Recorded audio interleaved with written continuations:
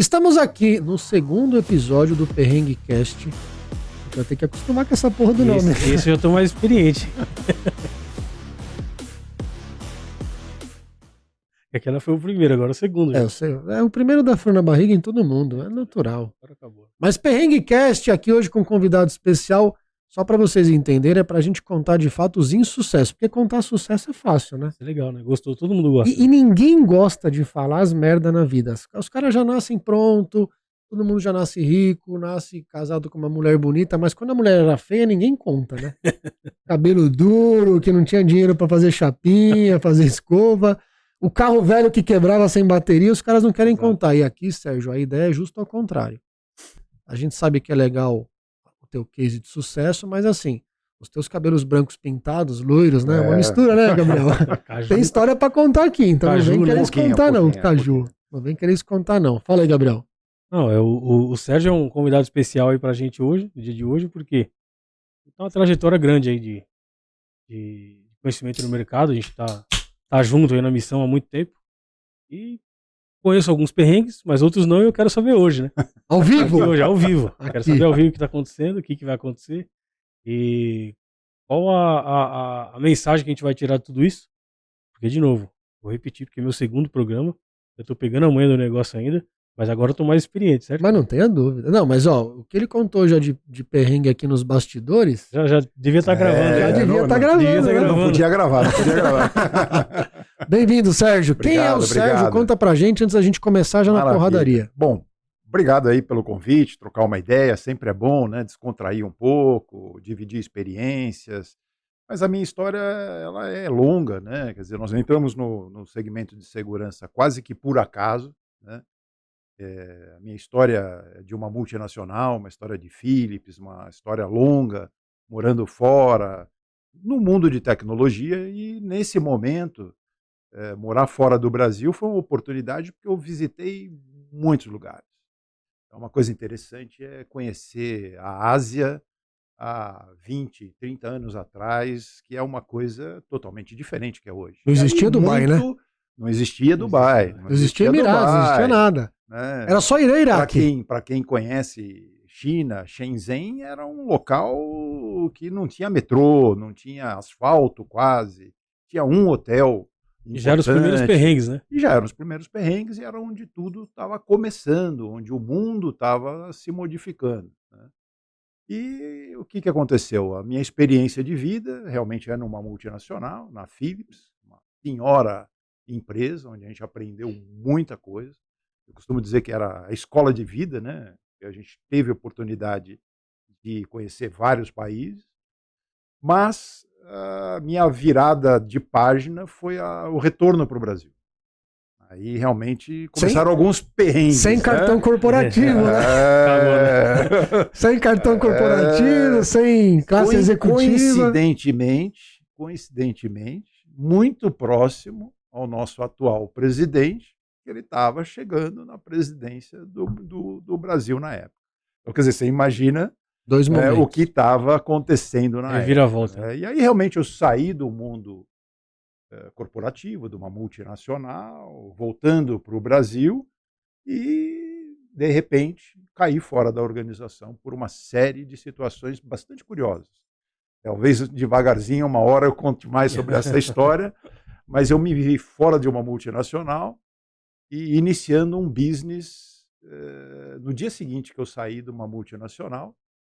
Eu me lembro muito bem, era um evento, meia-noite, foi o meu último momento dentro da organização, e no dia seguinte, às 8 horas da manhã, eu comecei o meu business plan. Às 8 horas da manhã, sem folga, sem nada, eu comecei a desenhar ideias para continuar a tocar a vida. O brainstorm ali, né? Com 3 filhos, em colégio, quer dizer, aí você está acostumado numa vida corporativa, ganhando aí todos os meses, e a partir do momento é o primeiro mindset que eu acho que a gente deve fazer na vida quando você entra no empreendedorismo. Sim. Parar de pensar mensal e pensar anual, para não ficar louco. Né? E aí os perrengues começaram, né? Então aí fizemos um business plan e fui para a Ásia ficar lá 35 dias sozinho. Né? O business plan, mas corajoso. Sozinho, desbravando aí de novo a China, não mais como multinacional, mas como Isso em que ano, Sérgio? isolado, né? Isso na década de 90? Isso é 2000, 2000. mais ou menos, 2000, volta de 2000. Então, quer dizer, você imagina começando do scratch, começando do zero, né? E dentro da minha pesquisa que foi feita, uma das oportunidades era entender, aí eu estou, né, já falando da minha idade quase, né, que era a mudança de tecnologia, né, saindo do analógico para o digital. Eu conto muito dessa história. A área de vídeo, que é uma área que a gente atua muito, vídeo segurança e tal, saindo no momento de analógico e indo para um momento de digital. Então, essas mudanças de tecnologia é onde estão as oportunidades, né? Estão os riscos também, né? Tem muita Sim. coisa para acontecer nesse momento. Mas foi aí que a gente começou a entrar devagarzinho nesse mundo, né? Pegando essa oportunidade de mudança de tecnologia, de novos mercados, nova forma de posicionar o produto. Então, acho que esse foi o nosso início lá atrás, né? Então, foi muita coisa Desenvolver interessante. tudo isso, né? Desenvolver produto, desenvolver marketing, desenvolver vendas, pensar em estratégia, pensar em tudo isso sempre um desafio imenso, né, para quem está começando.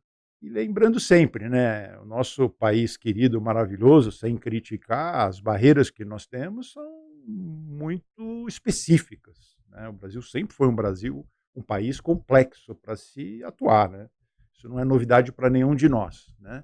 As barreiras, os tributos, então tudo isso são coisas que nós temos que encarar de frente para poder sobreviver aí nessa selva que nós Tem muito sangue vivemos aí, frio, né? Tem que ter muito sangue frio. Precisa. Agora, Sérgio, você passou uma transição de carreira, né?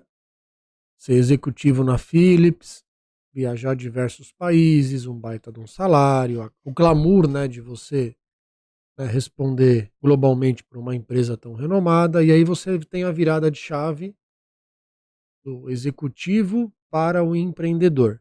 Eu vivi um pouco isso recentemente e tive que negociar esse perrengue de transição com a minha família. Eu me lembro como se fosse hoje, eu falei, meu, e aí como um bom comercial, eu falei, vou negociar igual o Jack, né? Você vai por partes. Chamei minha esposa, negociei, ela não entendeu no começo, mas convenci. Depois chamei os filhos, porque é a parte sensível, né? Falei, o papai não tem.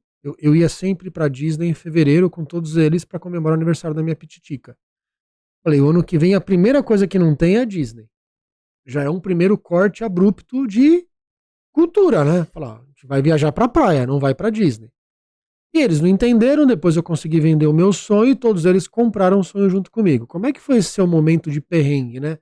Eu sei que nada nasce perfeito, desenhar um business case é prazeroso, empreender é fascinante, eu falo todo dia que se eu pudesse voltar no tempo, eu nasci empreendedor, né? Eu quero que os meus filhos nasçam com espírito empreendedor e que faça algo por prazer, né? Por propósito, que o dinheiro vem na consequência. Como é que foi assim, convencer, ou você se convenceu, ou convenceu a família? Quais foram os perrengues que você viveu nessa transição? Esse momento, quando você tem uma família, quando você tem uma estrutura, quando você tem um custo implementado, realmente é o maior desafio. Calcanhar de Aquiles. É o calcanhar de Aquiles, é o que te preocupa, tá certo? Eventualmente uma mudança de padrão de vida tem que estar no esquema, né? Foi o que você fez, se cuidar, ocupado no início de uma transição dessa, né? Mas tem um outro lado também, né? Eu sempre gostei de mudanças, é uma característica pessoal. Então, eu nunca me acomodei num determinado cargo ou numa situação. Então, eu sempre gostei dessa questão da mudança. Eu acho que isso é um facilitador, né? Ou muitas vezes é característica pessoal também, nesse aspecto. Então, aí trazem a dinâmica da vida, né? Então, acho que a gente tem aí a coisa de estar com dinamismo, sangue, né? o sangue correndo, sentir aí novos desafios. Esse é um pouco de uma característica que eu sempre gostei. Aquela adrenalina e a zero monotonia que só empreendedorismo traz, né? Não tem zero rotina, zero cotidiano, zero tudo. Né? Com certeza. Um dia é sempre... Principalmente no novo negócio, né? Bom, o negócio a gente tem que estar preparado para o que vem, né? A gente acorda, cada dia é uma situação. surpresa e não dá para assustar. Agora, quando eu né? vim, eu vim do funcionalismo público, vai, vamos dizer assim. Então, eu com 22 anos, eu já tinha 3 anos de funcionalismo público. Quando eu montei minha primeira empresa, né, dentro do funcionalismo público, fiz uma empresa fora e comecei a trabalhar com segurança, instalando alarme, câmera, etc. E a coisa começou a dar certo, começou a evoluir, avançar. Vendi essa primeira empresa, eu montei ela com um sócio. Ela está até hoje operando. Né, a gente tem conhecimento, conversa muito, a gente tem contato até hoje. Então, eu montei a segunda empresa. E eu já estava com 10 anos de funcionalismo público. Foi quando eu decidi tomar a decisão, tomei a decisão, né, de sair e focar na segunda empresa. E um dos motivos da minha saída e foco na segunda empresa foi a venda de um projeto específico. E o Sérgio fez parte lá atrás. Foi Verdade. em 2010, mais ou menos. E ninguém acreditou. Eu vendi um projeto, era um aporte alto. Eu não tinha o dinheiro. E o Sérgio falou, cara, eu não conhecia ele. Eu cheguei até ele, pesquisando, buscando e tal. Cheguei nele e falei, eu tenho isso aqui, preciso entregar isso. Ele falou, puta, deu uma risada assim e tal. Falei, caraca, que loucura, né? Quem é esse menino? Quem é você, Quem né? é esse menino? Quem é você e tal? Você vai conseguir entregar isso, bicho? É um projeto. Era câmera IP, né, em 2009, 2008. Era o início, né? Era o início Um de... puta projeto de câmera IP pra mim, que não tinha empresa estruturada, numa puta empresa, num puta player. O Sérgio acreditou, topou e foi pra cima. A gente entregou a obra lá e de lá pra cá conseguiu estabelecer uma conexão legal e vem trabalhando e tem bastante projeto que a gente vem fazendo junto. Agora, a pergunta para você, Sérgio, é o seguinte: baseado nisso, né, nessa experiência que eu tive com você naquela época, lá, tem muita gente que passa por isso o tempo todo, tá começando, que tem as dificuldades, passam os perrengues, muitas delas desistem no meio do caminho. O empreendedorismo tem muito disso. Agora, para você, essa virada de chave, você como empresário, tendo esse outro lado de pessoas que chegam lá meio que pedindo ajuda praticamente, né? Você conseguia fazer essa análise de ler uma pessoa e falar, putz, eu vou acreditar nesse cara, eu vou para cima, vou nesse projeto. Acertou na maioria das vezes, erra muito. Como que é isso para você? Porque você, na verdade, é um fornecedor de produtos para entrega de solução, né? Então você tem que acabar pondo muito na frente. Você põe o dinheiro na frente, o produto na frente. Como que é para você acreditar nisso? Isso é uma coisa bem interessante que você levantou, né? Eu acho que nós que somos empresários pequenos, médios, né, não somos gigantes, a gente usa muito o nosso feeling, né? Então a gente tem as ferramentas, tem os processos, tudo isso é verdade, mas a gente acaba tendo que acreditar nas pessoas ou não, né? E essa avaliação, ela é muito pessoal de cada um, né? A gente já fez muito erro. A gente acreditou em pessoas, olho no olho, e que foi um desastre. Frustrou, né? Frustrou, pessoas que eventualmente até causaram prejuízos importantes, mas eu diria que a gente acertou mais do que errou. Mas erramos. Já tivemos uns perrengues que a gente acreditou, olho no olho, olha, vamos, porque eu acredito muito nisso, no pequeno, médio empresário, através das parcerias. Porque hoje você não faz absolutamente nada sozinho, né? Você não consegue estruturar um business, né, do scratch para tudo, não é assim que é feito. Então nós precisamos criar soluções, produtos, serviço, pessoas, instalação. Então essa complexidade tem que ser feito com um time. E esse time não precisa ser dentro da tua casa. Esses times são com parceiros. Então eu sempre acreditei nas pessoas, mas errei. Errei feio em algumas situações. Tem perrengues aí, né? Tem perrengues complicados e que causam. Mas a gente vem adquirindo, óbvio, um feeling cada vez maior, temos que tomar alguns cuidados, mas mesmo nas pessoas que nós erramos eventualmente, eu consegui também, talvez isso seja uma coisa interessante, aceitar esse erro, né, não queimar talvez essa pessoa e corrigir essa situação em novos negócios. Isso aconteceu também. É uma coisa interessante, né? Então, eu acho que as pessoas são fundamentais nesse nosso ciclo, né? E isso é uma coisa que dá prazer também na hora que você vê uma ideia sendo construída aí com várias pessoas, com várias empresas. Acho que isso é o Ser gostoso. entregue, né? Satisfação, né? Isso é muito Agora, uma gostoso. coisa que é legal, que eu acho que é interessante, Colete, quantos empresários conseguem tirar o lado positivo dos erros, né? E transformar aquilo em coisa boa. É, Isso eu acho que é uma coisa na verdade, forte de pensar, eu né? sempre. O brainstorming é muito positivo, né? Aprender com o erro, e ainda mais quando o erro é do vizinho, né? Porque a dor é menor, Quem né? consegue aprender com o erro do outro é um sábio, né? Sem Um dúvida. sábio, Sábio, porque você sem fala, dúvida. cara, já que o cara errou, eu não vou Sem seguir aquele caminho. Normalmente você aprende com o teu, né? Eu implementei um processo numa determinada equipe que eu cuidei. Quando a gente ganhava um projeto, cara, a gente comemorava e, obviamente, ia entender quais fatores que levaram ao êxito. Mas quando eu perdia esse projeto, e principalmente um projeto que, de fato, a gente acreditava muito, estava na nossa mão, mas que, de fato, a gente perdia, cara, aí eu estressava o time. Falava, cara, isso aqui agora a gente vai debruçar dentro da mesa para estressar até a causa raiz por que eu perdi. O negócio estava na mão. Fazer a lição de casa. Lição de casa. Para que, de fato, você entenda quais foram os perrengues que levaram você a. E muitas vezes vai no ego, na vaidade, né?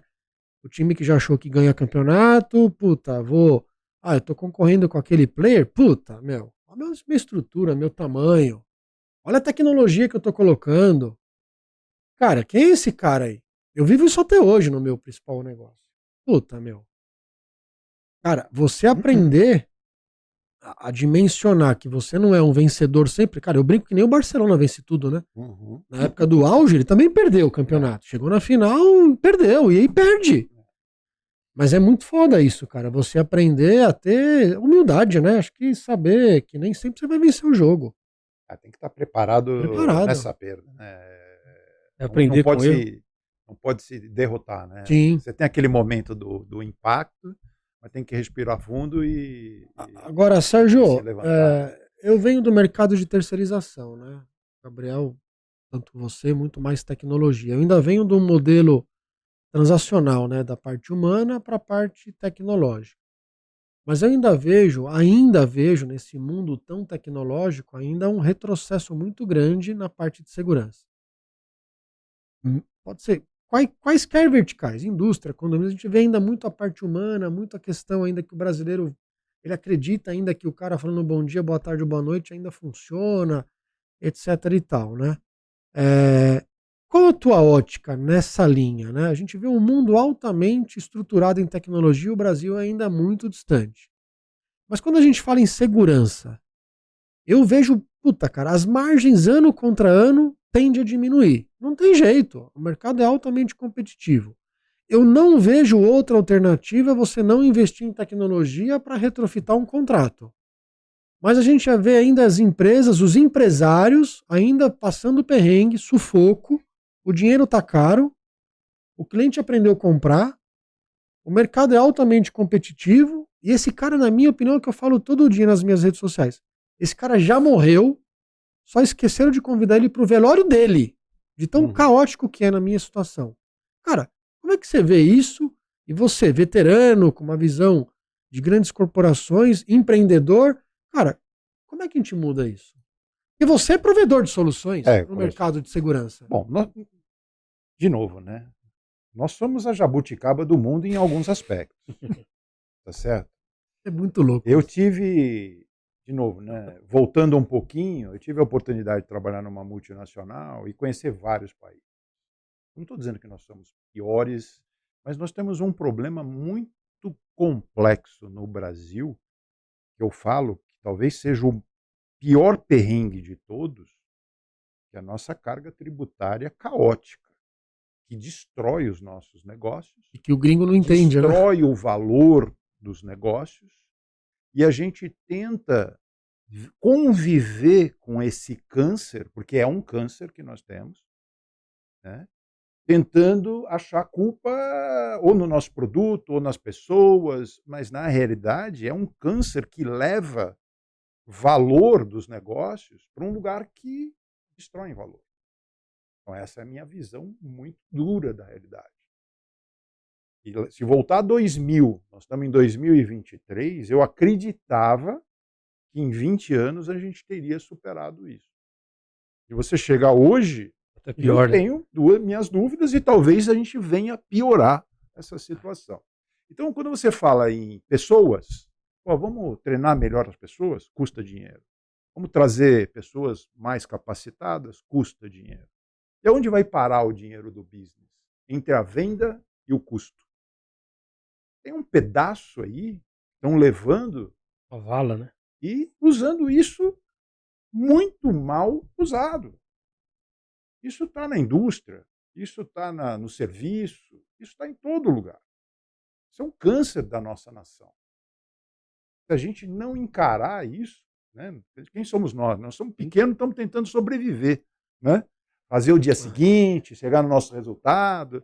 Mas se a gente não encarar isso de frente, cara, não adianta. A gente vai ficar se degladiando entre nós. É quando, né? A gente fala, pô, tecnologia.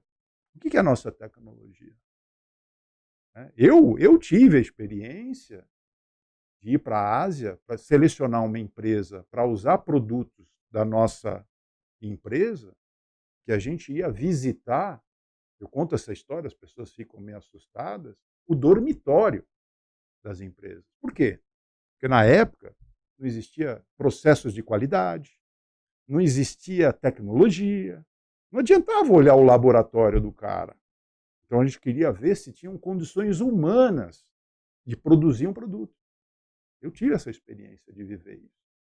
De lá para cá, esse país que a gente ia visitar, o dormitório, hoje é uma grande potência, com tecnologia, né, das melhores do mundo, e nós estamos aonde? Nós estamos pior do que estávamos antes. E não estagnado, né?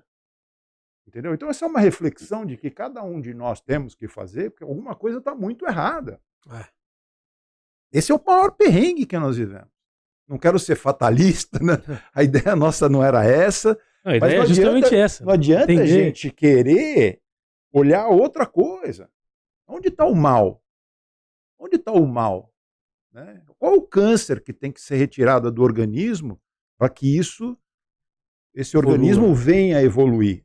Né? Então, infelizmente, acho que é o nosso cabelo branco, né? A gente vê a garotada hoje, elas não conseguem visualizar o mundo de uma maneira equilibrada. Quer dizer, está todo mundo olhando o mundo através da mídia, né? Nós estamos aqui trocando ideias, talvez tenha muita gente assistindo ou pouca, não sei, mas todo mundo constrói um mundo colorido. Mas o mundo real, nós ficamos aí 3 anos de pandemia, né? Todo mundo escondido, né?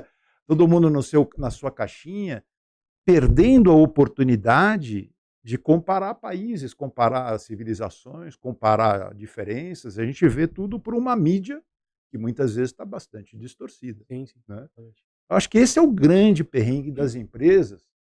Tudo bem que a gente está fazendo a nossa parte, diminuindo o custo, melhorando performance, melhorando o processo, fazendo uma série de coisas, mas de repente a gente olha, né? Pô, será que nós já fizemos tanto para melhorar o nosso, né? Não que não possa fazer, a gente pode continuar fazendo, e temos que fazer, né? Para melhorar a margem, né? A margem sumindo, né? Sim. A margem sumindo, né? De repente você fala uma margem no Brasil é uma coisa, uma margem na América, nos Estados Unidos, é uma coisa totalmente diferente. Os impostos são muito mais previsíveis, né? Esses processos externos são mais previsíveis. Aqui é uma caixinha de surpresa. Nunca sabe o que vai ser o próximo. Falando de perrengues, né? Nós vivemos aí, o ano passado, mudanças tributárias. Eu garanto que grande maioria das pessoas não conhecem isso. A gente ficou mudando tributos dentro do mês, deixando as empresas loucas. Agora é IPI, agora é sem IPI, agora é não sei o quê, agora é não sei o quê, deixando uma série de empresas vulneráveis por pessoas, irresponsáveis tomando esse tipo de decisão. E causando um mal maior para a sociedade como um todo. Então, esse é o grande perrengue na minha avaliação. A insegurança, não sei se eu estou sendo muito... Sim, muito... A insegurança, né? Pessimista. A insegurança jurídica do país. Total. Fiscal, Quer dizer, como é que você faz um planejamento? Né? Como é que você, né, acredita? Acredita? Não tem coisa que... o mundo de hoje ele é muito imediatista. Até as empresas, né? Essa é uma experiência que eu vivi, acho que dá para trocar, coisa bacana para trocar uma ideia também, né? A gente vivia empresas como multinacionais, tal, faziam planos de negócio para 10 anos. Ah. E não revisitavam o plano, né? Porque elas trilhavam aquela jornada. Montavam uma estratégia, né? Montavam uma estratégia, porque para você desenvolver uma nova tecnologia, você tem que acreditar, você tem que investir, você tem que errar. E isso você não faz no ciclo de um ano. Né? Tá certo que eu sou engenheiro, mas os financeiros, ele quer o resultado do bônus do ano. Então ele quer mudar uma indústria dentro de um ano. Pô, mas peraí, coisas não se criam em um ano. Então, isso é um grande perrengue que tem, né? Então essa é uma coisa interessante aí para debater. A gente pode ficar conversando horas sobre isso. Mas E quem tá do lado de cá da mesa na parte de empreendedorismo, quero dizer, né? Então a gente que arrisca a nossa vida, nossos bens, nossa família, nossos sonhos e coloca a coisa para frente, acaba tendo uma visão que eu também não tinha quando eu não estava desse lado. Então é o que você está falando, a gente sempre fiz muita conta. No começo eu fazia orçamento totalmente errado, cara. Eu ganhava não é porque era bom, é porque estava errado. Não considerava imposto, não considerava alimentação, não considerava uma série de coisas. Aquela planilha que você viu na Steifa lá é resultado de anos e anos e anos de trabalho, somado com a experiência que a Steifa já tinha, legada, que foi fundida pra gente poder chegar numa equação um pouco melhor. Agora a gente tem visão do negócio. E tem muita coisa que você olha e fala, putz, isso aqui é puto num projeto. Você olha, quando você coloca na planilha, você considera imposto, considera todos os custos variáveis, indiretos, diretos, você fala, cara, isso aqui é totalmente inviável, é prejuízo. Então, uma coisa que era um baita de um sonho, que você estava tendo 30%, 40% de lucro em serviço, e já é surreal hoje, vira prejuízo, vira problema, vira Num piscar de olhos, né? Então, assim, a questão do imposto é uma coisa que eu demorei muito para aprender, para entender, para considerar essa variável, e não assim entender a fundo, mas só considerar ela. Vamos considerar o imposto aqui bonitinho, como tem que ser. Para onde vai? Estou vendendo para que estado? De onde eu comprei? Quem estou comprando?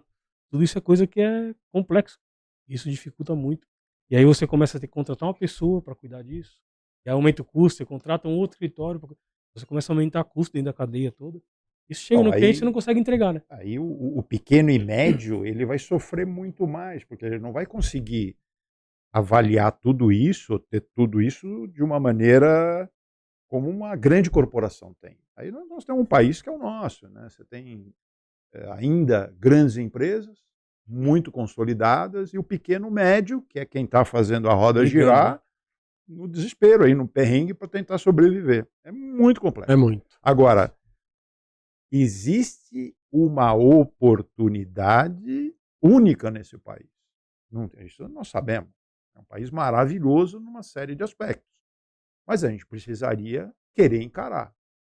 A história do mato alto. Que tem de mato alto, mas não deixam você cortar o mato. Né? Parar. Quando começam a querer aparar o mato, vem alguém falar, opa, peraí, não pode cortar mato. Está fora de moda cortar mato. Então nós temos aí os nossos perrengues, né? Os desafios. Não sei se eu estarei vivo para ver aí uma coisa um pouco mais azul aí nesse lado aí. Mas você tem que encarar isso como uma oportunidade também. É difícil para todo mundo. Não, mas oxigenando o negócio, olhando sempre à frente, buscando soluções diferentes, que nem se sempre faz aí. A gente agora, o Easy Control, o software de controle de acesso mais poderoso e mais robusto que existe hoje no Brasil, nasceu de uma conversa, eu e o Anderson, lógico, sócios, vamos. Cheguei para ele e falei, cara, tô querendo fazer um software, Sérgio. A gente tá querendo desenvolver um software de controle de acesso. Ele, puta, peraí, eu tô trazendo um produto de controle de acesso. Vê se tá certo aqui. Easy, né? Então, a gente fez o software Easy, ele trouxe um produto Easy. Eu falei, cara, não é possível, só pode ser a mão divina falando que juntar de novo. A gente foi lá e juntou as soluções e tem um produto que é hoje o Easy. E graças a Deus a gente tem conseguido dar vazão, implantar ele em muitas soluções. E aí, falando de Easy, falando de produto, falando de inovação, tecnologia, você está sempre oxigenando ali. A Alphadig virou um grande hub ali de soluções prontas mesmo para oportunidades diferentes, né? Cidade inteligente, então a gente tem aí controle de acesso, tem CFTV de alto nível, né? Como que é para você, Sérgio? Qual que é o perrengue que você passa quando você importa esses produtos, nacionaliza esses produtos, né? Tem todo esse custo com operação, com racionalização, com treinamento, com entendimento do que é o produto, porque não é simplesmente você trazer e pôr para vender e estou ganhando dinheiro, né? A gente sabe que tem um custo envolvido. Como que é para você fazer esse processo todo e, no outro lado, você talvez não vê que o público, né, os integradores, ou as empresas, ou os clientes finais, estão tendo a mesma aceitação que Às você vezes não estão nem imaginou, né? Não preparados, né? conseguiu, né? Não estão Olha, preparados para isso. Gabriel, 2 pontos que você levantou aí que são muito interessantes e faz a gente relembrar isso tudo, né? Acho que um ponto muito importante é colocar que a gente sempre tentou olhar a necessidade, o mercado. O Easy saiu disso, né? O Easy foi uma experiência de profissionais, tinha o Gabriel, tinha o Anderson, que já viveram muito controle de acesso. Eles conheciam o processo, o mercado, e através desse conhecimento do mercado, o que o mercado precisa, desenvolver uma solução. Então, isso, normalmente, é uma fórmula de sucesso. Não é você pegar um produto e tentar enfiar a goela abaixo no mercado. É tentar entender qual é a dor do mercado e tentar adaptar. Isso é uma coisa que eu sempre fiz na minha vida. E essa eu posso contar um dos perrengues que eu tive. E quando eu fui convidado para ir para a Holanda, tá certo? O meu chefe, primeira coisa que ele me deu, cheguei lá na segunda, terça-feira, sei lá o que é, e ele falou: você vai fazer uma apresentação de produto em 1 semana. Eu falei: não vou. Como não vai? Não vou. Acabei de chegar, não sei nem onde eu estou. Fazer uma apresentação, não vou. Como você não vai? Não vou. Eu quero 3 meses para fazer uma apresentação aqui. Não, 3 meses não. Bom, começamos uma negociação. O que aconteceu? Eu tive 2 meses. Visitei 5 países.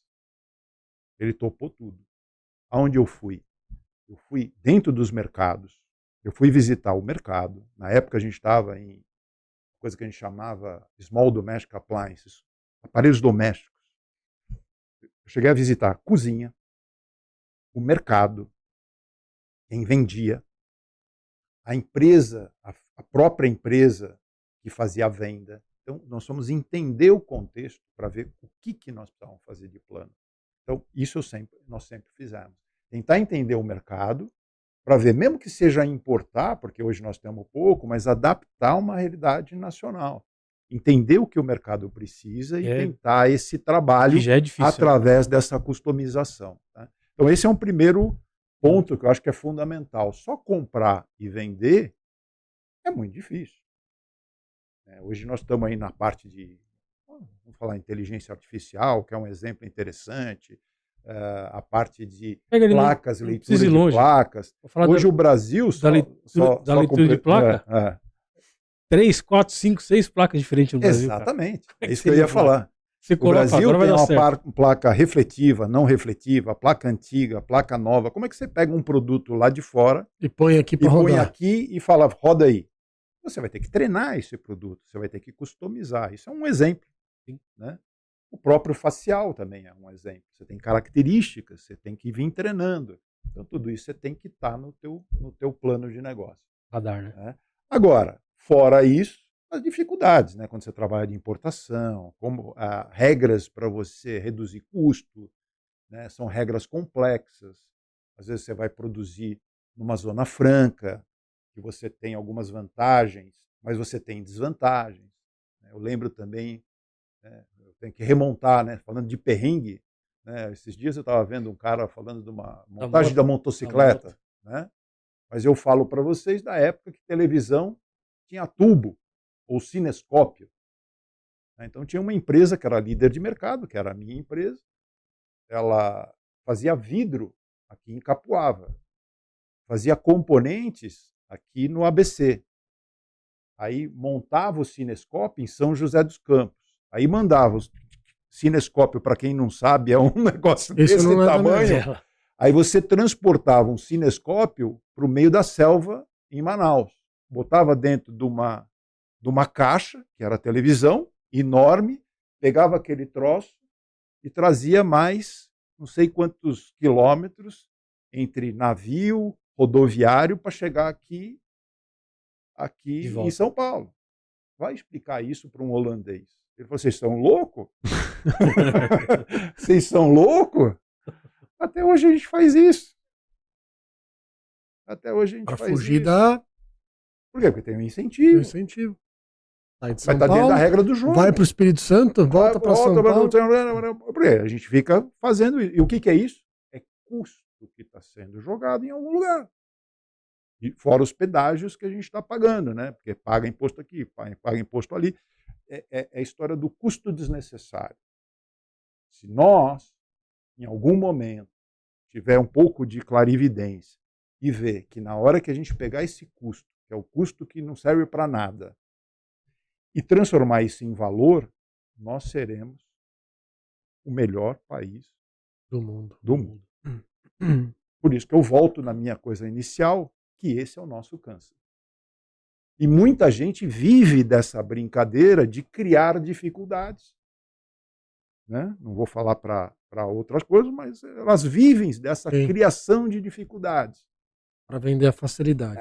Então Sérgio, esse você é o tocou nosso num ponto bem legal. O Brasil, a gente escuta muito, né? O mundo não tem mais onde pôr dinheiro, né?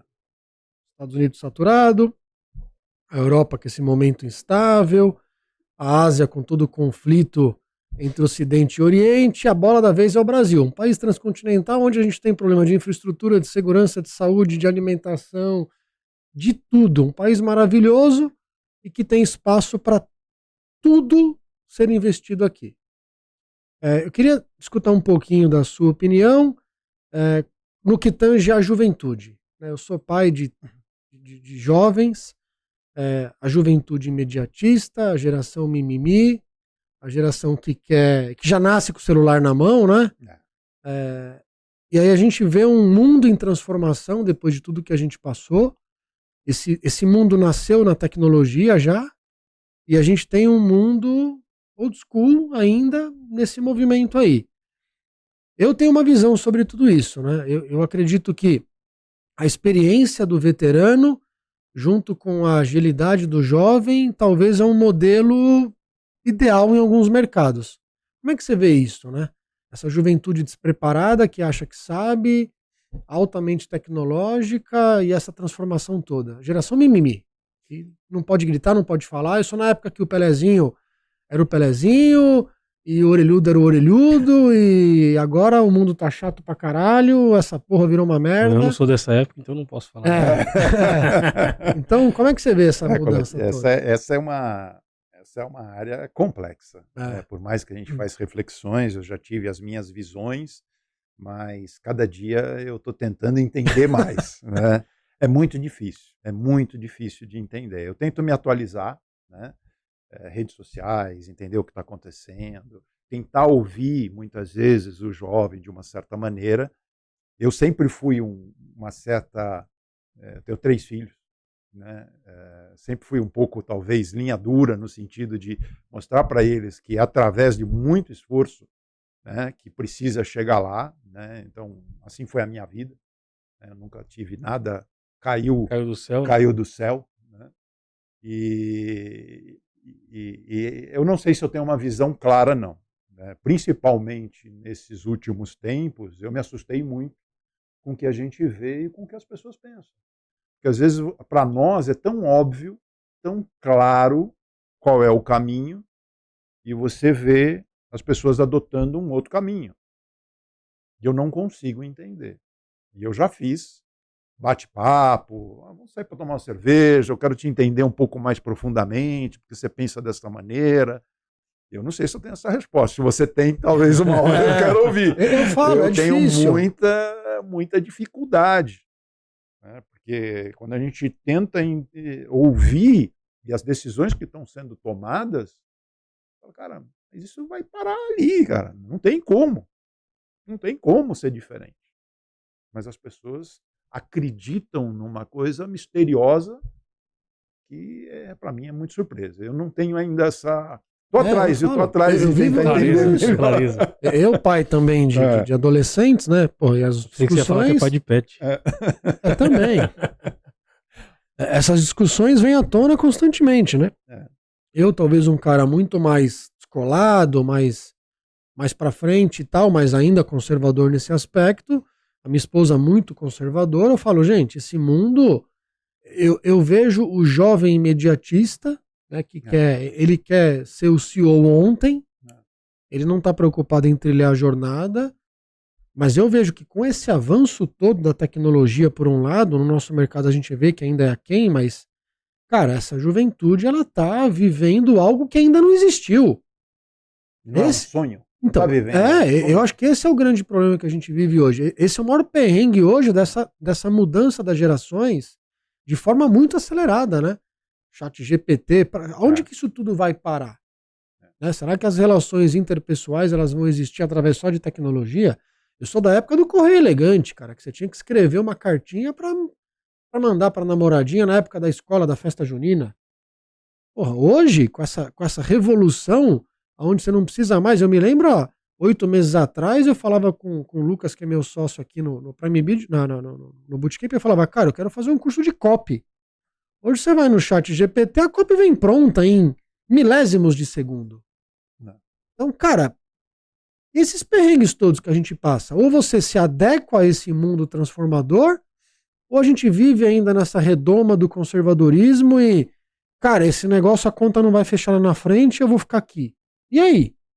Não, eu acho que o avanço, ele tem que existir. A gente tem que se adaptar a tudo isso. A velocidade, né? Quer dizer, a gente estava na época que a internet, cara, quase não existia. Sim. Quando eu comecei a brincar na internet, na realidade eu conto até essa história. O meu chefe da Holanda, hoje ele é o presidente mundial dessa divisão que foi criada dentro da Philips, tá certo? E foi uma coisa interessante quando eu estava lá, ele falou, um dos motivos que eu te levei é que você foi o primeiro cara que eu vi com um laptop na sua frente. Era um Commodore. Eu tinha comprado, que não existia dentro de uma multinacional. Tá certo? Para comprar um PC, um mini PC, foi um parto da montanha, porque as grandes organizações, elas queriam os mainframes e achavam que iam se proteger as informações através dos mainframes. E se você comprasse um microcomputador, você ia começar a fragilizar o sistema. Olha o que era isso. Não, essa é a bandeira que eu ia falar agora. Nós vivemos tudo isso. Então, quer dizer, a gente tem que evoluir com a tecnologia, a gente tem que evoluir com tudo isso. Mas existem algumas coisas básicas que são valores. Tá certo? O respeito, né? A sinceridade, a honestidade. Eu acho que isso não muda. A tecnologia não vai mudar nisso. Não deveria mudar. Né? A verdade ela é única. Não tem tecnologia que vai mudar a verdade. É temporal, ela pode até tentar, né? Através da inteligência artificial, né? Me deixa mais bonito, né? Põe aqui um cabelo. Sei lá, o famoso filtro do Instagram. Que todo mundo fica bonito no filtro. Até emagrece. Exatamente, tem tudo isso. Mas a verdade ela cabelo, é verdade. Põe, né? A verdade é que nua e cruamente, você vai estar ali e aí você não tem argumento, você não tem... Cara, porque vem tudo pronto, né? Na verdade, o que acontece muito aí, que eu vejo agora levantando outra bandeira, defendendo um pouco os jovens também. Eu sou jovem, né? Falando com propriedade. O cara é cheio de tatuagem, né, Sérgio? O cara é jovem. Não é só isso, é porque acontece. A gente já foi jovem lá atrás, o que o Sérgio falou agora. A gente foi o cara do notebook, do computador, quando ninguém tinha, ninguém queria. E o meu pai, pelo amor de Deus, ia trabalhar. Quando eu falei que ia sair para empreender, então, meu avô, que me... Deixar o funcionalismo na metalúrgica. Ficou louco. Que era o sonho de todo mundo. Sabe o que ele falava? Você vai deixar de ser presidente, vai virar vereador? Ele falava isso pra mim. O que tá falando? Esse velho tá louco, né? Então, assim, eu discuto muito isso com o Anderson, lá de meu sócio, a gente fala bastante sobre isso. Um dos meus sócios, né, que tá aqui do meu lado agora, o sócio do Red Core. Tamo junto. E a gente fala muito isso. Pô, eu tenho 2 filhos também, ele tem 3 filhos. O que a gente faz pra entender melhor essa molecada e como é que a gente direciona essa molecada? E, por exemplo, meu filho adora videogame. Então, a minha maior briga com ele é sai do videogame, sai do computador. O que eu fiz? Falei, cara, peraí, deixa eu entender isso aí. Vamos lá, o que você tá fazendo? Cara, você vai ver lá, tem um mundo lá dentro. O cara se forma em arquitetura lá dentro, o cara compra a cidade, compra terreno, vende. E rola dinheiro, rola uma transação, tem um universo. Então, peraí. Então, business. Você gosta disso? O cara gosta. O moleque entende, ele manja. Então ele sabe o que tá rolando. Então, peraí. Curso de programação. Escrevi no curso de programação online. Tá pirando. Tá adorando. Então, Eu digo na minha casa pro meu filho, pro Vinícius, eu falei assim, mesma coisa, eu entro no quarto, ele colocou lá aquelas estufas pra não fazer, porque grita, né? E mata. Eu falei, mas deve ter um monte de terrorista aqui em casa. Os vizinhos devem ficar loucos. Exato. Eu entro lá, eu falo assim, tudo bem, eu demorei a entender. Aí entra o old school do new school, né? Eu falo, amigão, é o seguinte, alguém tá ganhando, essa indústria do game é muito... É muito forte. Exato. Alguém tá ganhando muito dinheiro. É onde ia com essa chegar. porra. É onde ia chegar. Eu espero que você acorde pra não ficar o cara só que aperta o botão e grita. E tem que comprar arma, né, cara? Fala, como é que você faz pra alguém gritar pelo que você fez, Theo? Eu falo pra ele. É exatamente isso, que o moleque fica gritando que é um louco lá. Fala, cara, alguém tem que gritar pelo que você tá fazendo. Como é que você vai fazer isso? Pô, pai, não pensei nisso. Só que ele tem as lojas dele lá dentro. Ele já vende. Então ele tem esse lance. Ele sempre teve. O Theo em si sempre teve esse lance meio empreendedorismo do lado dele. Então, a gente tentar entender também e ver como é que a gente traz isso pro nosso lado. Então, por exemplo, ele já desenvolveu lá a ferramenta de chatbot para Stefa. A gente não implantou, mas daria para colocar, cara. Tá pronto. Atendimento. Eu tenho 12 anos. Então, como é que a gente aproveita isso nesse novo mundo? É que acontece o que você falou. As pessoas estão se perdendo nos valores. Não estão se perdendo nos valores de família. Estão se perdendo na desonestidade. Os caras querem de qualquer jeito para poder chegar lá pelo imediatismo. Que é o retorno mete rasteira em todo mundo. Então, eles se perdem nesse conceito. Não necessariamente na questão da tecnologia, do avanço, da aceleração. Eu acho que se a gente começar a entender isso e colocar os caras no caminho certo, quem a gente puder resgatar, pô, a gente vai ter uma geração né? Eu acho que a palavra mágica pode ser também o agregar valor. Sim. Não importa no quê, mas se você está agregando algum valor de fato, pode ser num videogame, pode ser num processo, pode ser numa venda, eu acho que isso começa a fazer sentido. Na hora que você destrói valores, alguma coisa está errado. Tá errado. Então, se a gente equilibrar por aí, talvez a gente saiba um caminho a ser trilhado. Né? O que você está fazendo para agregar? O que você faz melhora alguma coisa para alguém ou para algum processo? Se você está fazendo isso, talvez faça sentido, não importa no que seja. Sim. Se você está destruindo relações, se você só está levando vantagem, se você passando a perna, né? E mesmo que você ponha alguma coisa no bolso com isso, talvez aí esteja alguma coisa que não seja muito o caminho. Talvez essa seja a água divisória, porque se a gente entrar em qualquer outra coisa, cultura, outros lados, eu acho que é muito complexo hoje a gente falar sobre isso, porque cada um tem a sua opinião, e ele tem que ter o respeito pela opinião do próximo. Mas eu acho que o agregar valor é o que faz a diferença. Faz diferença. Em todas as variáveis. Quando você põe um imposto em cima de um processo, você está agregando valor? Acho que não. Acho que você está destruindo valor. Você cobrar imposto em cima de bens de $50, que às vezes está... Não estou criticando ninguém, não estou criticando ninguém, mas é aí que vai trazer valor para a sociedade? Com certeza não é. São caminhos, são escolhas totalmente. Um país que está por aqui de imposto, achar que a solução de alguma coisa é sobretaxar. Quer dizer, isso eu não entendo. Talvez aí é o lado que eu não entendo dos jovens, porque eu olho para o jovem, eu sinto um cara que quer ser dono de si, que quer liberdade, que quer fazer as suas coisas. Tá preparado, né? Mas ele tem que estar preparado. Ou ele vai querer alguém que cuide dele o resto da vida. É muito louco. Então, isso que eu não entendo. Isso é muito eu não louco. posso entender. Na minha época, o que a gente queria era sair de casa, era ter um carro. Né? O nosso sonho era ter um carro. Por que é o carro? O carro era a liberdade. Né? Que a gente não tinha os meios de mobilidade e tal. O carro era a liberdade. Você pegar um carro e poder ir numa outra cidade. Putz, isso aí era o objeto do desejo. Né? Então, a gente queria ter essa mobilidade. E hoje a gente quer ter o quê? A gente quer ser aprisionado? A gente quer alguém que cuide da gente? O que está acontecendo com essa garotada? Então, isso para mim é a água divisória. Não estou discutindo aqui política, não estou discutindo de nada, estou só falando valores. Sim. O que é perrengue? Eu quero alguém que cuide de mim? Ou eu quero sair de uma multinacional, sair de um sistema totalmente encapsulado e vir para um sistema de risco, de oportunidades, mas de muita adrenalina. De coisas gostosas, né? De você sentir, né? Fala que é virar artista independente, né? Vai virar um artista independente? Agora vamos quebrar o protocolo aqui, Vamos. parceiro. Você tem quantos anos, Yara? A gente tem uma jovem aqui. 21 anos. Eu tô Uma vendo que ela jovem, tá quase desligando talvez o você computador. não tá com o microfone para poder sair. Mas fala um pouquinho mais alto, só pra gente captar, né? Qual que é a sua visão? Então, vamos lá. Aqui, ó. Vou fazer a pergunta aqui. A gente tem uma jovem aqui nos bastidores do Perrengue Chique. Você hoje, jovem, inteligente, diferente, né? Tem seus objetivos de vida, notório, porque eu acompanho pouco, mas sei um pouquinho da sua necessidade e vontade de vencer. Como é que você vê essa questão colocada aqui hoje? Já que a gente entrou nessa pauta, isso é uma coisa que mexe muito comigo por ser pai. Eu fiz Senai com 13 anos, eu não consigo entender em casa. Eu falo, cara, não é possível que vocês não conseguem viver o que eu tô vivendo e enxergar as oportunidades que eu não tive. Eu queria escutar a sua opinião. E aí, pessoal, tudo bem? Estou no Perrengue Chique! Estou no Seu Perrengue perrengue. Chique. É muito perceptível.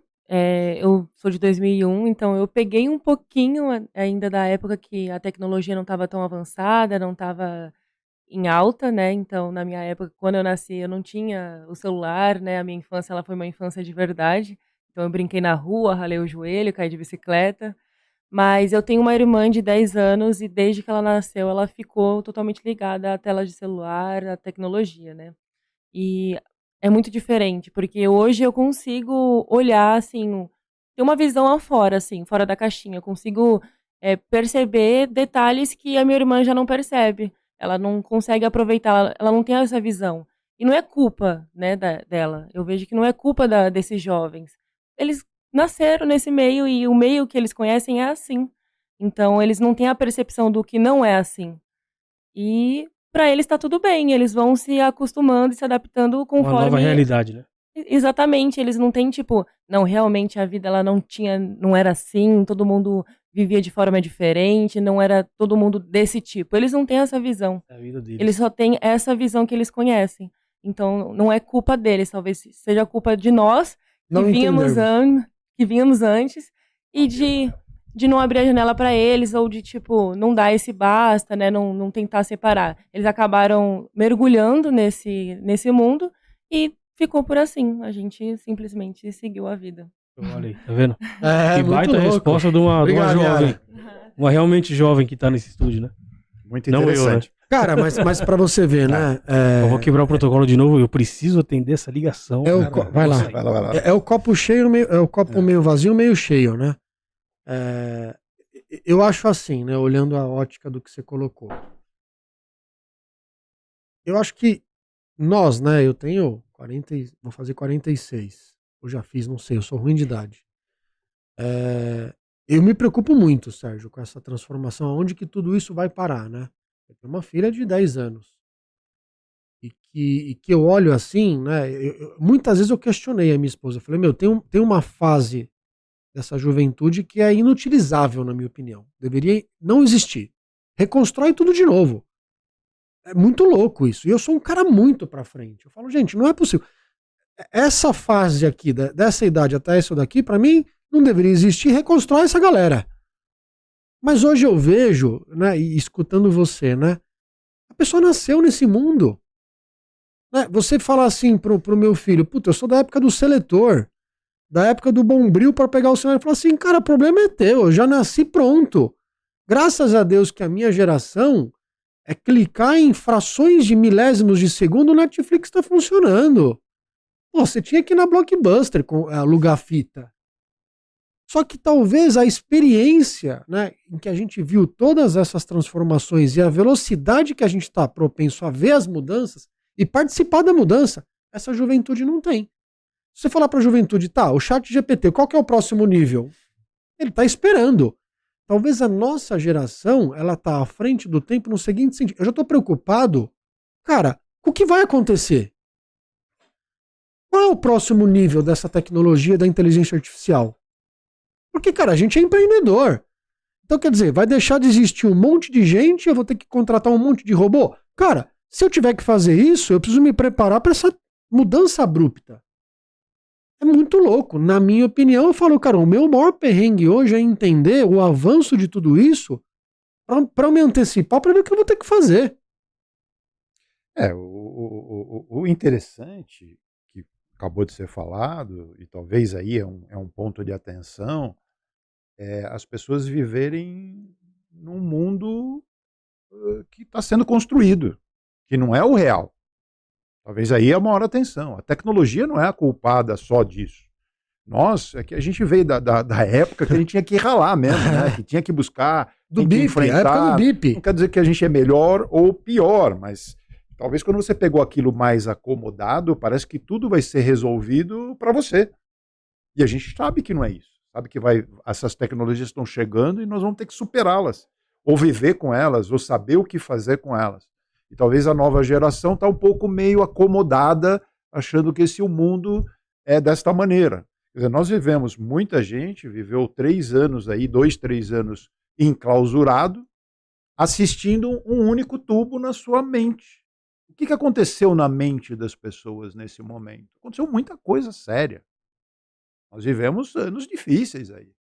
E as pessoas ficaram colocando aquilo na cabeça e acreditando numa única verdade. Não estou aqui defendendo A ou B ou C, mas sendo teleguiadas. Muita gente foi teleguiada. Teve um retrocesso. Ou você não pode duvidar de mais nada que quem é você? Você está duvidando? Você não pode duvidar mais de nada. Você não pode ter opinião. Você não pode achar. É um mundo cheio de certeza. E aí, esse mundo, nisso está complicado. Agora, como tudo na vida, né? Pode ser que seja uma hora que tem que destruir para construir, né? Pode ser que aconteça. Pode ser que a gente esteja indo para um momento, apesar de muita facilidade, o mundo tem muita facilidade hoje, que nós não tínhamos há anos atrás, mas ao mesmo tempo nós temos muita complexidade. Então talvez ele tenha que se destruir para ser recriado, não sei. Fica aí uma... foda. O próximo perrengue do próximo perrengue. próximo... Tem que trazer um jovem. Tem que trazer um garotão aí, ouvir um pouco mais, né? Mas a gente está sempre aberto aí, tentar ouvir, vai ser um papo gostoso, né? Realmente entender, porque o nosso dia a dia é isso, né? Nós estamos colocando serviços, nós estamos colocando produto, nós temos que nós temos que agregar valor. Resolver problemas, né? Resolver perrengues. Eu acho que o que me move é agregar valor. Isso é uma palavra que parece meio lugar comum, mas quando você se sente fazendo isso, não é só o retorno financeiro, o lucro, não é isso. É você vendo que alguma coisa que você está fazendo está trazendo uma modificação, está trazendo um valor agregado, está resolvendo um problema. Isso é gostoso. Está deixando um legado. Isso é o Cara, mas assim, pra gente partir pro encerramento aqui, Gabriel. Eu sou um cara. Ontem a minha filha de 10 anos, né, na sala de casa, ela virou pra mim e falou assim: papai, qual que é o seu grande sonho? Primeira vez que eu escuto isso de uma criança. Eu falo: o meu grande sonho, filha, é transformar a vida das pessoas. Ela ficou me olhando assim. Eu falei: o papai hoje participa de um projeto de transformação do mercado que eu atuo. Essa é a primeira fase. A segunda fase é sair desse mercado e ir para o mercado novo, do qual eu não estou inserido, que é o mercado de segurança. E aí o papai precisa aprimorar um pouquinho mais o inglês dele para o papai impactar positivamente o planeta. Primeiro o Brasil, depois o mundo. Ela ficou me olhando assim, cara. Falou, esse cara é um ET. Mas assim, eu achei muito legal a pergunta. Por uma criança de 10 anos não é normal. Aí você vê que ela tá à frente do tempo ou ela tá no tempo dela. Que eu falei, não é possível que uma criança de 10 anos fazer uma pergunta dessa. Aí eu fico pensando assim, cara, eu fiz GV, eu estudei, me formei em teologia agora, cara, eu estudo pra cacete, eu fico antenado, tudo isso. Aí, ao mesmo tempo, vem lá, ChatGPT que você, em milésimos de segundo, tem tudo na mão. Como é que você vai deixar um legado? Cara, o legado é uma coisa que envolve propósito, que é você sair de dentro de você e falar, cara, eu impactei positivamente o mundo. Cara, mas é muita energia você deixar um legado. Aí vem tudo pronto, nessa geração, que eu acho do caralho, de louco, um site que te dá em milésimos de segundo o que você tem que fazer. Ou que você tem que digitar, ou que você tem que postar, ou, cara... E aí? Será que esse é o legado mesmo de tão avanço da tecnologia? Ou aquele cara, o doutor? O doutor vai deixar de existir. Não, Amigo meu virou pra mim esses dias e falou assim pra mim, pô, eu vou fazer doutorado. Eu falei, você é um maluco que você vai gastar energia, porque o dinheiro tudo bem, mas o tempo, cara, tu vai lá, a inteligência artificial te dá o doutorado. É muito louco. Será que o legado vai deixar de existir? Na verdade, a gente está passando por uma era diferente, né? Então a gente passou pela Revolução Industrial, eu acho que agora é tecnológica. Tô errado ou não? Absurdamente certo. Então, agora é tecnológica. Então, se você pensa na Revolução Industrial, a gente pensando na tecnologia, né, em automação, por exemplo, o mercado de automação industrial está anos-luz da frente do predial, que é o nosso mercado. Então, uma comparação básica. Quanto tempo a gente ainda vai demorar para chegar lá no pé de uma indústria, por exemplo? Se a gente falar em automação predial, o nível, a prestação de serviço, a qualidade, a padronização, né, a consciência das pessoas, dos compradores, a consciência de quem está fornecendo a solução, em deixar um nível de tecnologia igual uma revolução industrial deixou numa indústria. A gente ainda está longe disso. Então tem muita água para correr ainda pelo rio. A gente tem que olhar por esse lado aí, como é que a gente, de novo, como que a gente agrega valor, como que a gente busca entregar coisas diferentes, como que a gente deixa o nosso legado e às vezes a gente pode pensar do seu modo, vamos impactar o mundo, ou vamos tentar impactar aqui o nosso pedaço, a nossa parte, fazer do nosso jeito. Cara, o meu legado para meus filhos, para sua filha de 10 anos, é o que já falou. Ela já tem um legado seu, do pai dela, na mente dela. Então tá pronto, tá construído isso daí. Agora, a partir daqui, qual que é o momento que a gente vai viver, né? O que a gente tem para fazer, como é que a gente soma o que ficou com o que tá vindo agora, como que a gente... eu acho que esse é o grande lance. Então a gente tá sempre andando para frente, mas olhando lá atrás. Andando para frente, olhando lá atrás, né? Então a gente tem esse privilégio ainda de estar vivendo isso, ela tem esse privilégio de estar vivendo isso, essa geração que está vindo agora vai ter um privilégio de viver isso de uma forma diferente. Então um pouquinho do modo que eu vejo o negócio hoje. Pode ser que destrua tudo para reconstruir de novo. Mas nesse momento aqui, essa molecada tá anos-luz na nossa frente. Tá anos-luz na nossa frente. E assim, eles gastam muito menos energia para conseguir coisas que a gente não vai conseguir nunca, bicho. A gente não vai entender nunca isso aí. Então, assim, é difícil. É realmente uma discussão que dá. É um tema que dá hora de discussão. Não estou defendendo que está certo, né? Não estou defendendo que está certo. Tem um monte de problemas. A gente enxerga um monte de problemas. Mas como é que a gente consegue olhar para isso, entender isso e trazer para a gente uma mensagem positiva? Falar, putz, deixa eu ir navegando junto, deixa eu ir orientando, vamos balizando até onde dá, trazendo o que a gente pode. E a gente consegue desenvolver coisas aí como o Easy, como o Sérgio vem fazendo no Alfagir, trazendo soluções com inteligência artificial, usando o chat GPT nos seus produtos, usando chatbot nos nossos atendimentos. Como que a gente encapsula tudo isso de uma forma que o pessoal entende, traduz isso e leva ao mercado? Acho que esse é o grande lance. A gente tem que pensar nisso, Colete. Pro Redcore agora, esse é o seu desafio. Baita desafio! Você vai ser um monte de molecada, né? Você vai ser o tiozão do Redcore e você é o molecão, não pode ser? Vambora! Mas essa área tem uma oportunidade incrível. Infelizmente, a realidade é o seguinte: postos de trabalho serão substituídos. Né? O ser humano vai ter um outro papel. Eu acho que ele sempre vai ter papel. Mas alguns postos não fazem mais sentido. Tá certo? Estão falando de segurança. Infelizmente, talvez a segurança, através de tudo isso que está acontecendo, segurança remota, você ter um processo por trás bem desenhado, garantindo a segurança, é um caminho sem volta. Sem volta. É um caminho sem volta. Porque o custo vai ser menor e a segurança melhor. Sim. Infelizmente, essa é a realidade. A gente pode esperar isso ou pode não esperar. Quantas vezes na minha vida eu não cheguei com um produto? Eu sempre gostei de arrumar encrenca, levar alguma coisa diferente para o mercado. Mas quando você chega, o mercado não está pronto para aquilo. O ser humano é resistente. Ele não quer aquilo. Não, isso aí não é hora ainda. Tá bom, nós vamos esperar. Que tempo? O tempo que você quiser. Mas vai acontecer. O mercado que vocês estão, portaria remota, já é uma realidade total. Né? E se bem feito, mas não tem o que né? Infelizmente é uma realidade que está aí, né? Os processos estão mudando, já se fala, né? Não ter motorista, os carros estão andando sozinhos. Essa é uma realidade que está posta. A gente pode resistir, pode ficar arrumando dificuldade, tem acidente com ou sem. Né? Mas a evolução, ela vai para frente. Nós vamos ficar no meio de ser atropelado ou vamos aceitar e vamos melhorar isso tudo? Esse é o nosso Unir, né? papel, Unir o melhor dos né? dois mundos. Né? Agora, para finalizar, você pega plataformas, por exemplo, como a Prime Bid. Cara, a gente é de vendas, a gente trabalha com comercial, eu tô há 20 anos. Pariu. Você tá a mais. O Sérgio também tem uma experiência fodida nisso. Quando você pensar que você entrar na internet, lá numa página e falar, eu quero um cliente desse lugar, com esse perfil, Não. você buscar o cliente por ali, ligar pro cara, tá contato bonitinho. Isso era surreal, Surreal. Não existia. A captação era absurdamente cara antigamente. Né? Aliás, E você tem isso na mão ali hoje, toque. já que você tocou nesse aspecto, nós, né, comerciais, por essência, dentro do ciclo de empreendedor, o grande problema de qualquer empreendedor, porque eu falo assim, o cara pode comprar as melhores cabeças, ele pode ter o melhor escritório, pode ter a melhor máquina, cara, mas ele precisa vender. Qualquer negócio para de pé, cara, com vendas, com produto, com inovação, não tem saída, né?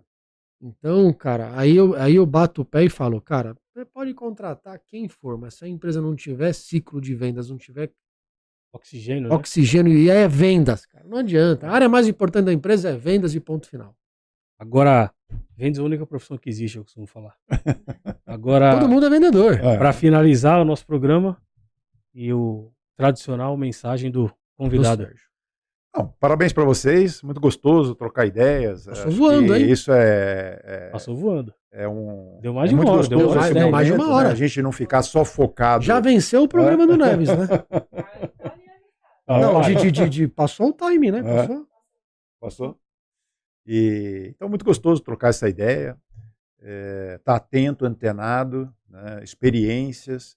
A gente, através dessas plataformas, entender como que a gente pode agregar valor, né? Que é a minha fala é a frase, né? Da noite, né? Do dia aqui.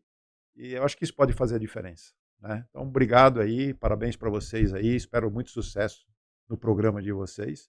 E precisando, a gente vem aqui contar umas histórias. História para contar a gente sempre quer, né? Na verdade, a gente fala do perrengue, mas o perrengue, para quem sabe, é uma puta oportunidade, né? Então a gente tem que passar perrengue, vai chegar a oportunidade ali e voltar aqui e contar a história pra gente. A gente vai chamar de novo. Sem dúvida. Obrigado aí pela presença e pelo convite. Por ter aceito o convite, né? Isso aí. Tamo junto, galera. Então, imperdível, não percam esse episódio com o Sérgio da Alfadige. No segundo episódio do Perrengue Cast, comigo e com o Gabriel Meduri, oferecimento da Steifa, aqui na casa da Prime Bid. Valeu, Sérgio. Acabou a cerveja, acabou o programa. Valeu. Valeu.